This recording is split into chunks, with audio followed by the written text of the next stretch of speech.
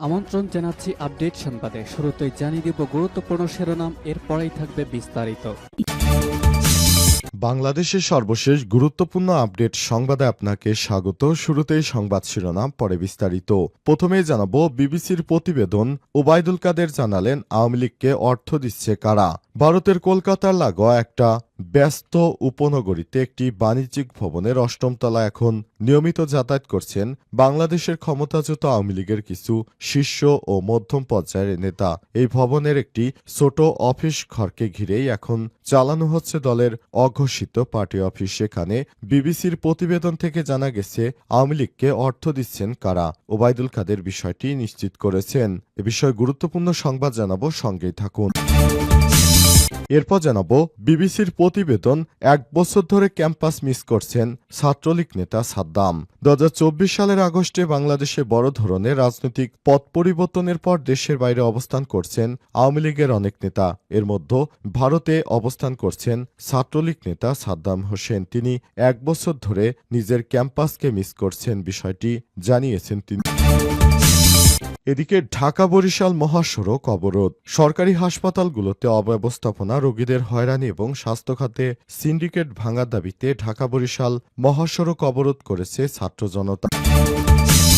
এদিকে কিভাবে লাখ লাখ টাকা আয় করেন জানালেন আব্দুল হান্নান মাসুদ। জুলাই গণঅভ্যুত্থান সামনে থেকে নেতৃত্ব দিয়েছেন নবগঠিত রাজনৈতিক দল জাতীয় নাগরিক পার্টি এনসিপির অন্যতম শীর্ষ নেতা আব্দুল হান্নান মাসুদ। তাকে নিয়ে রাজনৈতিক অঙ্গনে যেমন চলছে ইতিবাচক আলোচনা, তেমনি রয়েছে সমালোচনা। এ বিষয়ে তিনি মুখ খুলেছেন। এ বিষয়ে গুরুত্বপূর্ণ সংবাদ জানাবো, সঙ্গেই থাকুন।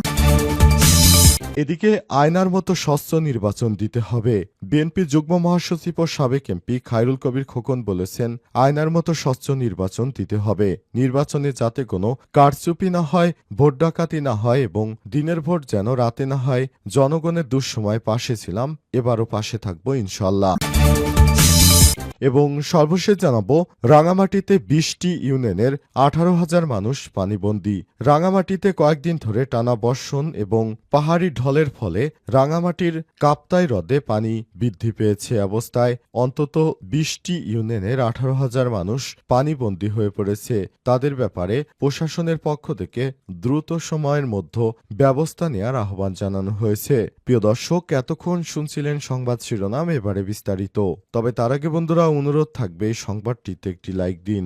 এই চ্যানেলে আপনি নতুন হয়ে থাকলে আমাদের সংবাদটি দেখতে দেখতে চ্যানেলটি সাবস্ক্রাইব করে রাখুন। কমেন্ট করে বন্ধুরা আপনার মূল্যবান মতামত জানিয়ে দিন আপনি বিশ্বের কোন দেশ থেকে বা বাংলাদেশের কোন স্থান থেকে আমাদের সংবাদটি দেখছেন এবং শুনছেন। আর বন্ধুরা, এই সংবাদটি আপনার সোশ্যাল মিডিয়া ফেসবুকে শেয়ার করে বন্ধুদেরও দেখার সুযোগ করে দিন। কমেন্টে আপনার মূল্যবান মতামত জানিয়ে দিন। কমেন্ট করে জানিয়ে দিন আপনি বাংলাদেশের কোন স্থান থেকে বা বিশ্বের কোন দেশ থেকে আমাদের সংবাদটি দেখছেন এবং শুনছেন। এবারে বিস্তারিত।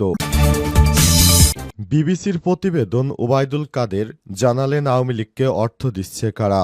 ভারতের কলকাতা লাগোয়া একটি ব্যস্ত নগরীতে একটি বাণিজ্যিক ভবনের অষ্টম তলায় তখন নিয়মিত যাতায়াত করছেন বাংলাদেশের ক্ষমতাচ্যুত আওয়ামী লীগের কিছু শীর্ষ ও মধ্যম পর্যায়ের নেতা।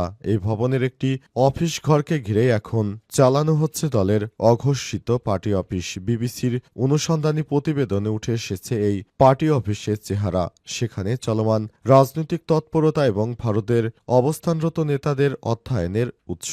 2024 সালের 5 আগস্ট শেখ হাসিনার দেশ ত্যাগের পর থেকে আওয়ামী লীগের একটি বড় অংশ ভারতে অবস্থান করছে। প্রথম দিকে তারা বিভিন্ন নেতার বাসায় ছোট পরিসরে বৈঠক করতে করতে পরে প্রয়োজনীয়তা দেখা দেয় একটি নির্দিষ্ট স্থানে। সে সূত্রের ধার ধরেই এই বাণিজ্যিক অফিসটি গড়ে উঠেছে, যেখানে এখন 30 থেকে 35 জন নেতা গাদাগাদি করে বৈঠক করেন। বড় পরিসরে সভা হয় ভাড়া করা রেস্তোরাঁ বা ব্যাংকোয়েট হলে। তবে এই অফিসে কোনো বাহ্যিক পরিচয় নেই, না কোনো সাইনবোর্ড, না কোনো ব্যানার, না শেখ হাসিনা বা বঙ্গবন্ধুর ছবি। সবই রয়েছে গোপনে।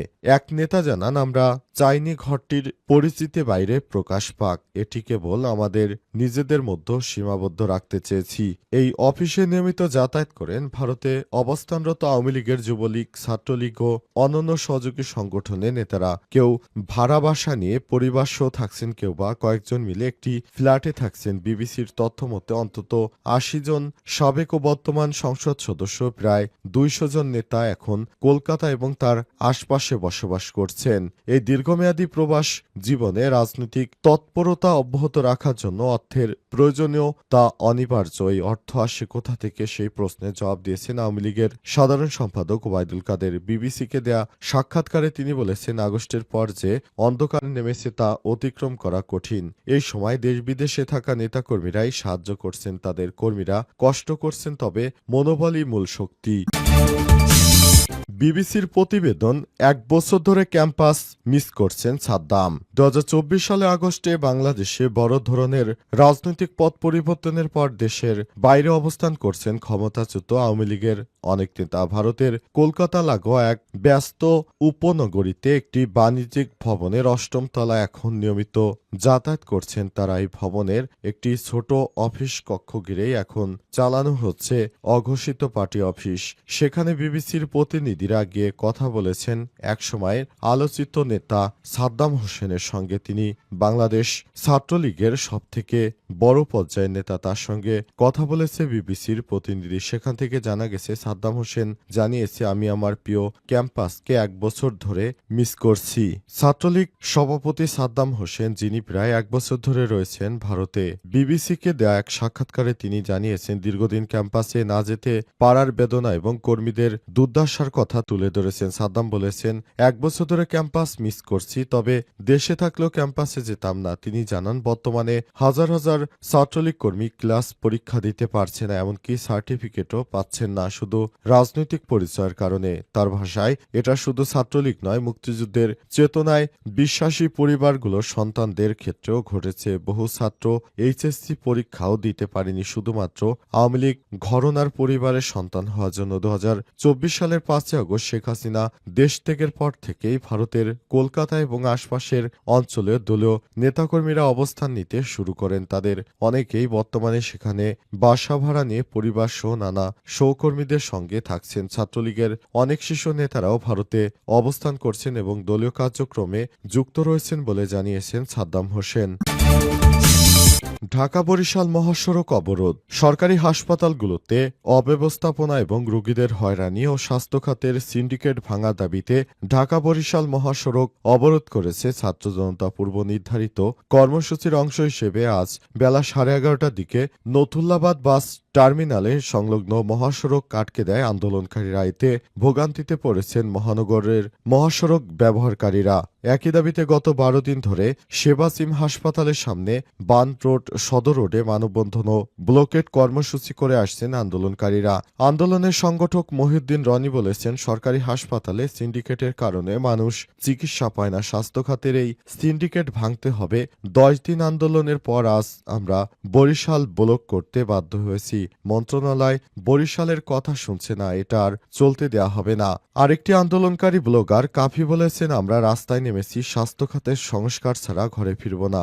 আন্দোলনে বরিশাল বিশ্ববিদ্যালয়, সরকারি Brajmohan college, Hatem Ali college, Barishal polytechnic institute, বিভিন্ন শিক্ষা প্রতিষ্ঠান, শিক্ষার্থীরা, ভুক্তভোগী রোগী ও স্বজনরা অংশ নিয়েছেন। অবরোধের কারণে আটকে পড়া একাধিক বাস যাত্রী বলেন, ঢাকা থেকে নির্বিঘ্নে বরিশাল পর্যন্ত এসে নথুল্লাবাদে ঘন্টার পর ঘন্টা আটকে আছি। এই কারণে চরম দুর্ভোগে পড়েছি আমরা এর একটি বেহাত চাই বলেও মন্তব্য করেছেন তারা।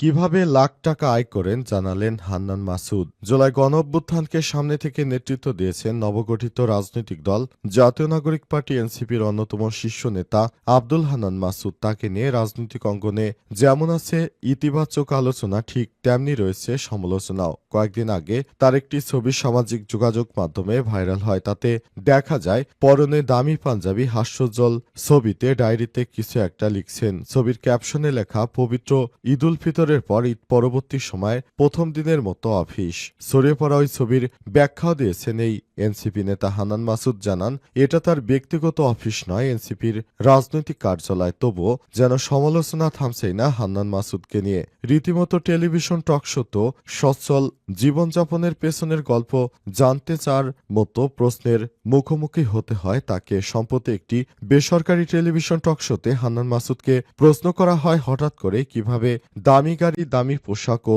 বাড়ির মালিক হলেন। এই প্রশ্নের অবশ্য খোলামেলা জবাবও দিয়েছেন তিনি।